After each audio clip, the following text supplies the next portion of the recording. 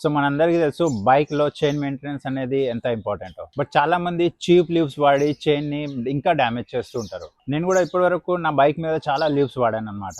అందులో కొన్ని స్టిక్కీగా ఉండేటివి అండ్ కొన్ని అయితే రిమ్స్ మీద మొత్తం స్పిల్ అయ్యేటివి అనమాట. So finally I found a product, అది నా ప్రాబ్లమ్స్ అన్ని సాల్వ్ చేసింది. అదే ఈ టిఆర్ఎం క్యాలిడేట్ ది చైన్ లీవ్. సో దీని స్పెషాలిటీ ఏంటంటే నో స్పిల్ టెక్నాలజీ. సో ఇది మన రిమ్ పైన అస్సలకి స్పిల్ కానివ్వదు అనమాట.